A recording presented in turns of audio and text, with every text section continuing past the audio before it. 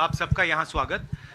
जैसे जयराम रमेश जी ने कहा, 4 घंटे हमारी कास्ट सेंसस पे चर्चा हुई, डिस्कशन हुआ और एक ऐतिहासिक निर्णय कांग्रेस वर्किंग कमेटी ने लिया है और यूनानिमसली लिया है। मगर मतलब कमरे में कोई ऐसा व्यक्ति नहीं था जिसने अपना पूरा सपोर्ट कास्ट सेंसस का जो कॉन्सेप्ट है उसको नहीं दिया। तो काफ़ी खुशी की बात है। हमारे यहाँ चीफ मिनिस्टर्स बैठे हैं। हमारे चीफ मिनिस्टर्स ने भी डिसीजन लिया है कि वो भी राजस्थान में, कर्नाटक में, छत्तीसगढ़ में, हिमाचल में कास्ट सेंसस को आगे बढ़ाएंगे। तो अंग्रेजी में बोल दूँ? इंग्लिश में।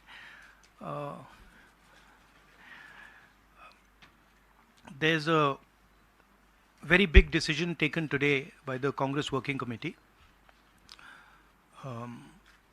Unanimously, the Working Committee has supported the idea of a caste census in the country.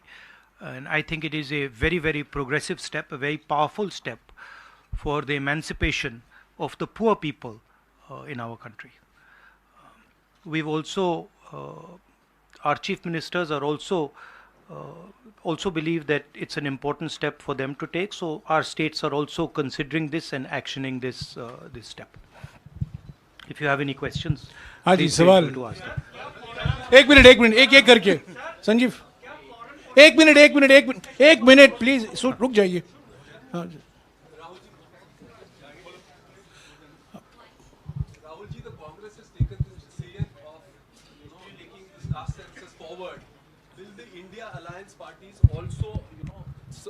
Support you in this because the Congress is unanimous in this, whether all the other parties, because you are going to contest the elections together, all 26 parties are contesting the elections together, so will they also support, and will you seek their support? Well, the Congress president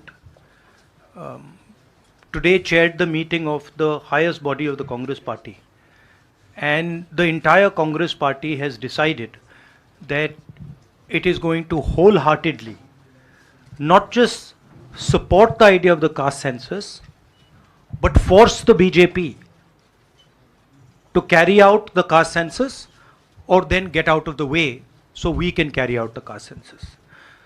Now, most of the parties in the India Alliance are unanimous that the caste census should be implemented.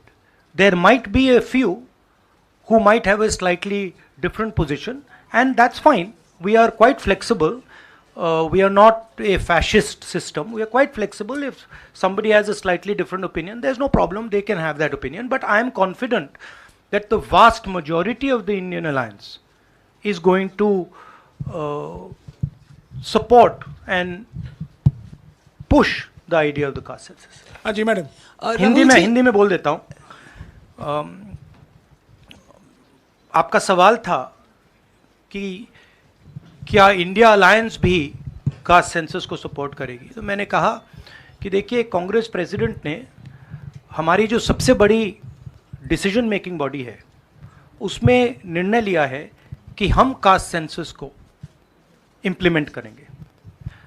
सिर्फ ये नहीं, मगर ये भी decision लिया है कि हम बीजेपी पर दबाव डालेंगे और उनसे करवाएंगे। अगर उन्होंने नहीं किया तो फिर उन्हें परे हो जाना चाहिए, क्योंकि देश कास्ट सेंसस चाहता है। अब जहां तक इंडिया अलायंस की बात है, मैं जानता हूं कि काफ़ी पार्टी इंडिया अलायंस में इस निर्णय का समर्थन करेंगी। 1-2 पार्टी हो सकती हैं जिनकी राय थोड़ी अलग हो। हमारे लिए कोई प्रॉब्लम नहीं है, क्योंकि हम कोई फैशिस्ट सिस्टम नहीं है। मगर ज़्यादा से ज़्यादा पार्टियां इस डिसीजन को पूरी तरीके से सपोर्ट करेंगी। हाँ जी मैडम। राहुल जी मैं पूनम, एक मिनट मैडम बोलिए। अच्छा, अगर आपका सवाल सुनिए, अगर आपका सवाल गहलोत जी से है या बघेल जी से या किसी हमारे चीफ मिनिस्टर से, उनका नाम पहले ले लीजिए प्लीज। राहुल जी मैं पूनम हूँ, अमर उजाला से। इधर मैं ये आपसे जानना चाहती हूँ कि राजस्थान ने कल रात को ही जातीय जनगणना को लेकर अपना जो रुख है वो साफ कर दिया है। आज से 5 राज्यों का चुनावी बिगुल बच गया है। तो क्या ये माना जाए कि ये 5 राज्य जो हैं वो कांग्रेस का लिटमस टेस्ट होंगे भारतीय जनता पार्टी के ऊपर दबाव बनाने के लिए कि वो जातीय जनगणना कराएं? देखिए, ये जो आपके शब्द हैं लिटमस टेस्ट, ये केमिस्ट्री में चलते हैं, ये राजनीति में नहीं चलते हैं। हमारी सिंपल सी बात है, हम सब ने निर्णय ले लिया है कि हिंदुस्तान के भविष्य के लिए कास्ट सेंसस जरूरी है। एक कास्ट सेंसस के बाद एक नया डेवलपमेंट का पैराडाइम खुलेगा और हमने निर्णय ले लिया कि हम ये काम करेंगे। तो ये मैं आपको आज बता रहा हूं कि कांग्रेस पार्टी इस काम को पूरा करके ही छोड़ेगी। और याद रखिए, जब हम वायदा करते हैं हम उस वायदे को तोड़ते नहीं हैं। हाँ सुनील, हाँ सुनील, एक minute Sunil.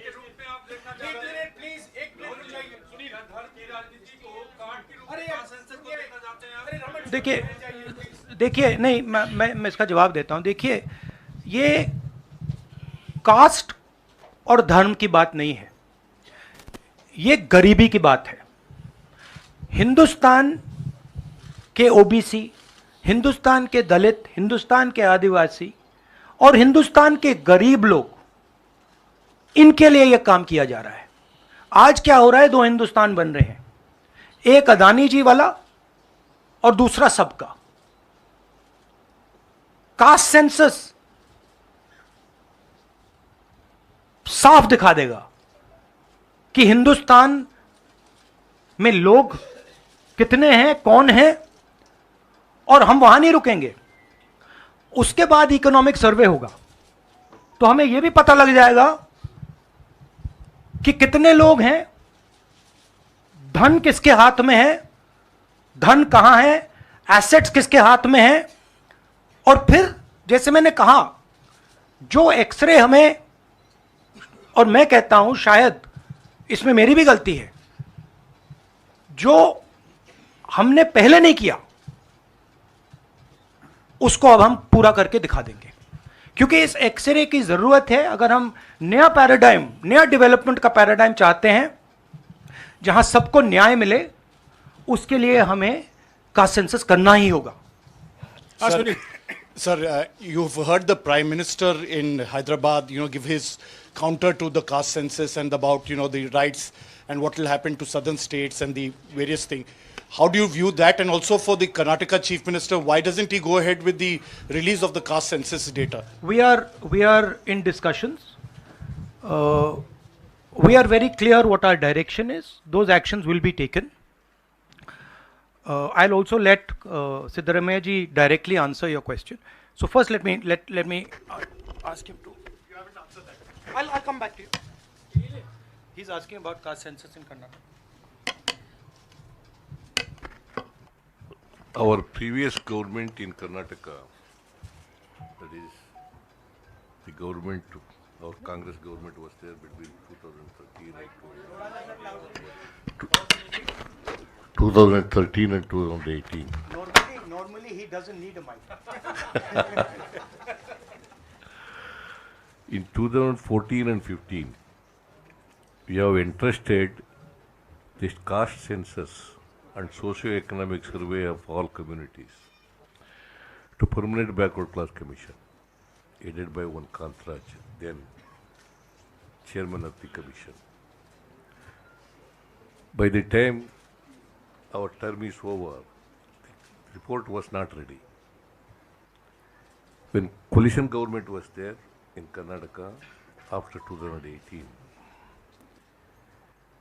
the caste census report was ready, but the coalition government's chief minister, Mr. Kumaraswamy, did not receive that report.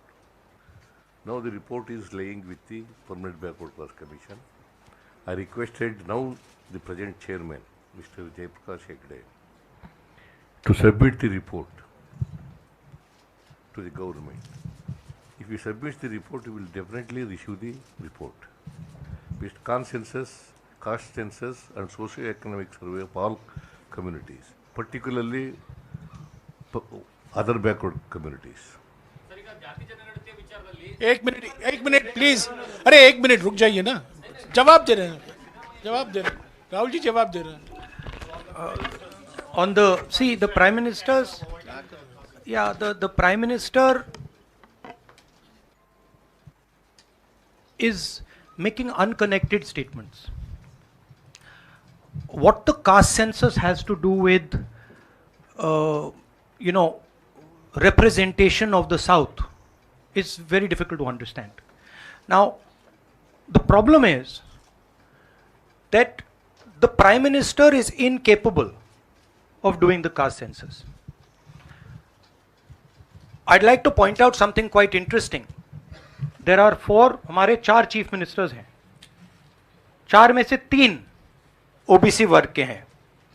BJP के 10 चीफ मिनिस्टर हैं, 1 ओबीसी वर्ग के हैं, और वो भी कुछ ही दिन में चीफ मिनिस्टर नहीं रहेंगे. तो बात बहुत होती है ओबीसीज की, मगर नरेंद्र मोदी जी को यह बताना है कि ओबीसीज के लिए आपने किया क्या. मैंने पार्लियामेंट में उदाहरण दिया कि 90 अफसरों में से 3 अफसर ओबीसी वर्ग के हैं. नरेंद्र मोदी जी ने उसके बारे में कुछ नहीं बोला. उन्होंने यह भी नहीं बोला कि हां यह गलत है. उन्होंने बोला, एक शब्द नहीं बोला. मतलब उनके लिए यह एक्सेप्टेबल है कि हिंदुस्तान में जिनकी शायद 50% आबादी है अप्रोक्सीमेटली, उनका सरकार को चलाने में कोई भी हक ना हो. तो ये तो सच्चाई है, रियलिटी है. प्राइम मिनिस्टर सीधा कह दें कि हम कास्ट सेंसस का डेटा रिलीज कर देंगे.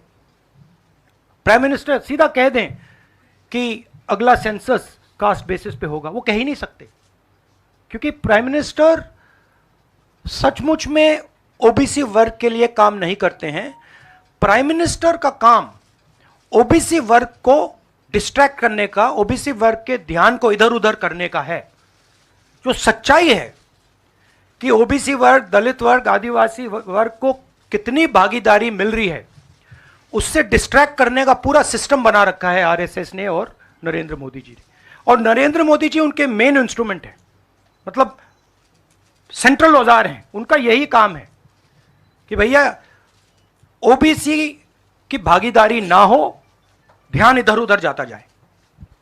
हाँ संजय. राहुल जी, प्राइम मिनिस्टर और बीजेपी का एलिगेशन है कि कांग्रेस कास्ट सेंसस को इसलिए ला रही है, लाके वो हिंदू कम्युनिटी के अंदर डिवीज़न पैदा करना चाह रही है. और ये राजस्थान में उन्होंने रैली में ये बात कही कि ये कास्ट सेंसस का मतलब कांग्रेस का एडवोकेसी का, राहुल गांधी का एडवोकेसी का यही लक्ष्य है. हमारा लक्ष्य, जैसे मैंने कहा, हमारा लक्ष्य है कि एक्सरे होना चाहिए. किसी को चोट लगती है, अस्पताल में पहला काम होता है, भैया देखिए एक्सरे कराते हैं, पता लगाते हैं क्या है, सच्चाई क्या है. हमें लग रहा है कि हिंदुस्तान में जो भागीदारी ओबीसीज की होनी चाहिए, दलितों को की होनी चाहिए, आदिवासियों की होनी चाहिए, हमें लगता है कि वो उनको नहीं मिल रही है. सस्पिशन है. अब हम सिर्फ ये कर रहे हैं कि हम एक्सरे कराना चाह रहे हैं, देखना चाह रहे हैं कि क्या ये सच्चाई है इसमें या नहीं. नरेंद्र मोदी एक्सरे कराने से क्यों डर रहे हैं? इसमें लोगों को बांटने की बात नहीं है. इसमें जो हक लोगों का है उनको देने की बात है. अब मुझे यह बात समझ नहीं आ रही कि हिंदुस्तान के जो प्रधानमंत्री हैं एक्सरे क्यों नहीं करा रहे हैं, एक्सरे करने से क्यों डर रहे हैं. और जहां भी जा रहे हैं आप नोटिस कीजिए, कहीं ना कहीं डिस्ट्रैक्ट करने की बात कर रहे हैं. कभी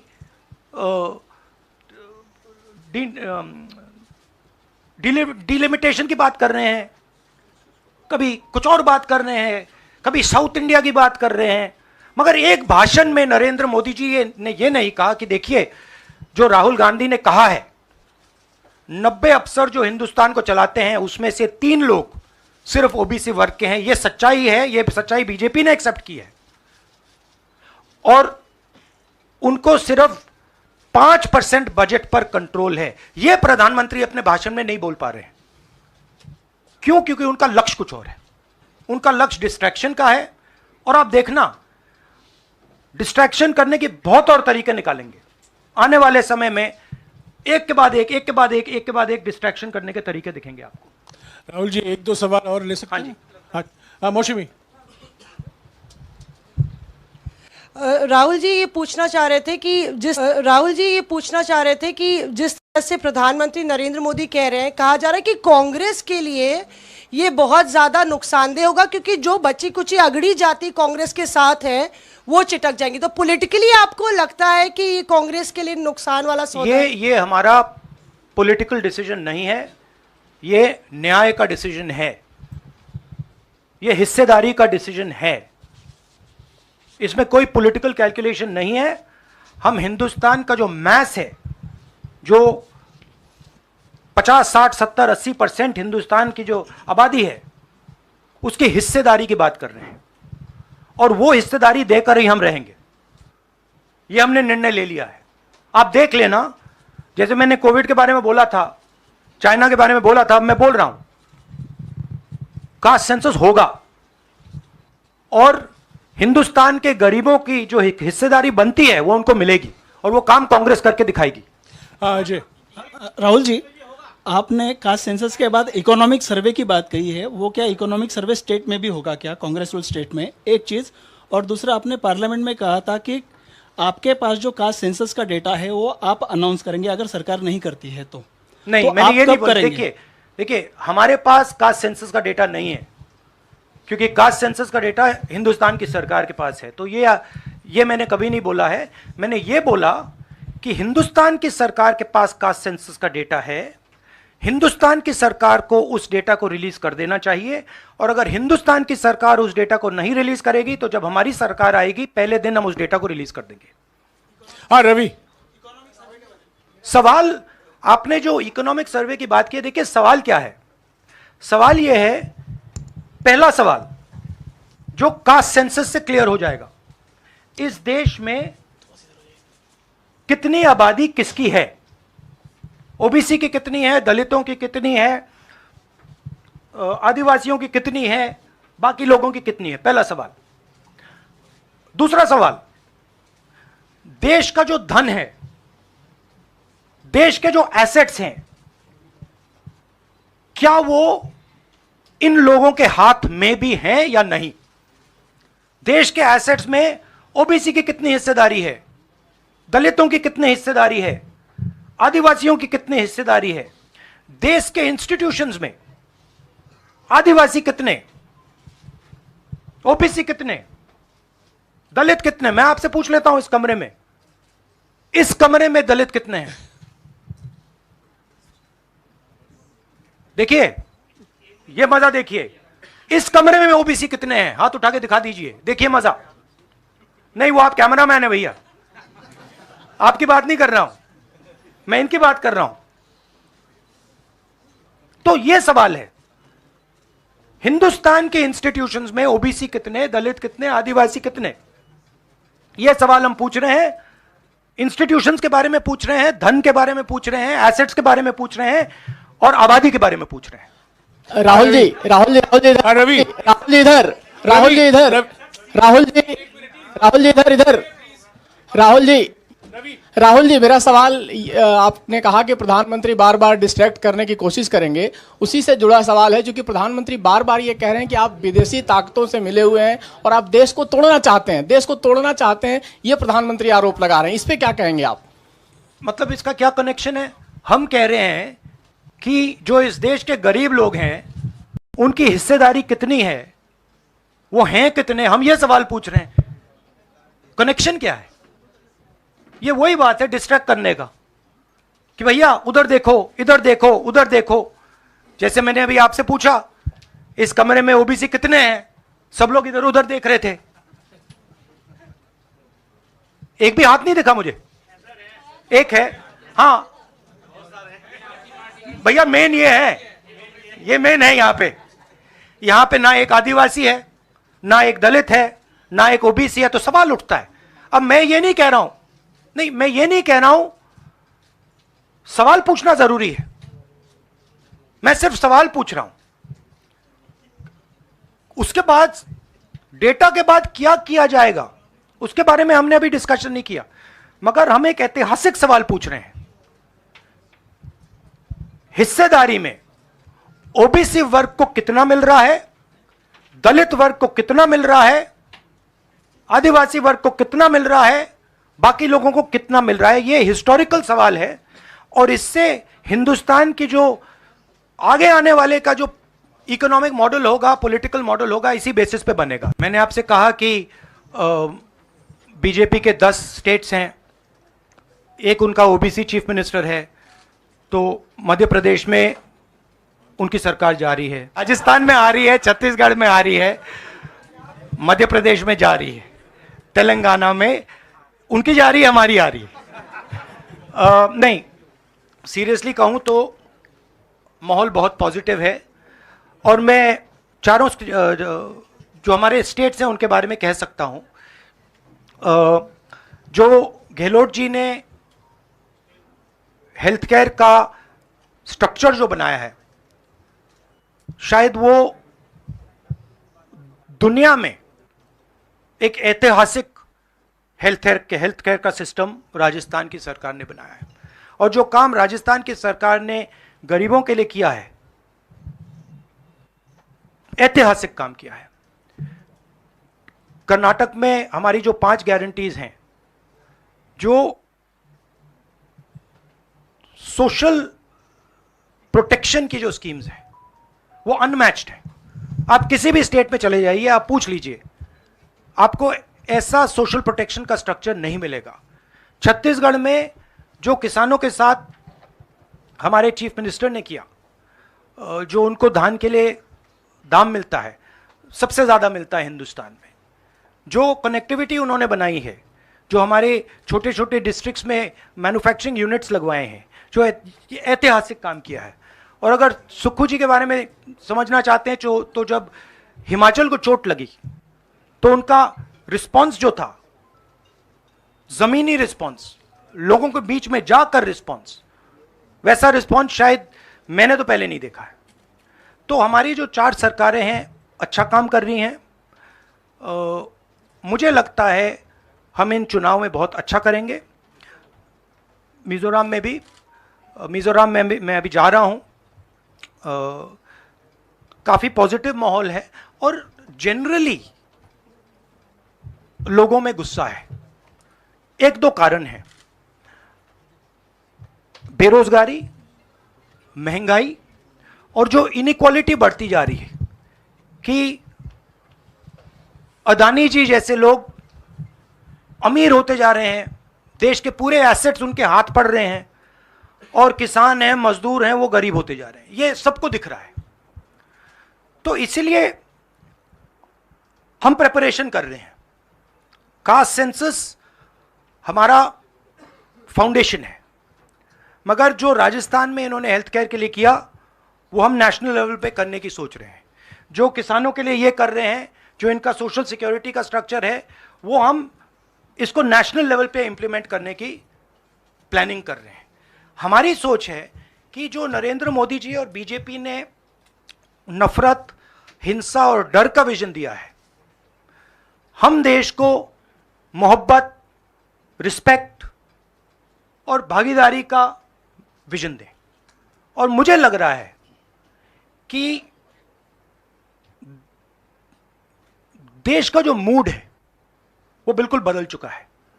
और ये बात अभी बीजेपी वालों को समझ नहीं आई है, मगर कुछ ही दिनों में उनको आस्ते आस्ते ये बात समझ आ जाएगी कि जो उन्होंने देश के साथ किया है, जो उन्होंने नफरत फैलाई है, जो उन्होंने इंस्टीट्यूशंस पर आक्रमण किया है, लोगों को डराया है, धमकाया है, नफरत फैलाई है, वो इस देश को अच्छा नहीं लगा है। तो ये मुझे लग रहा है। आप सबका बहुत बहुत धन्यवाद। नमस्कार।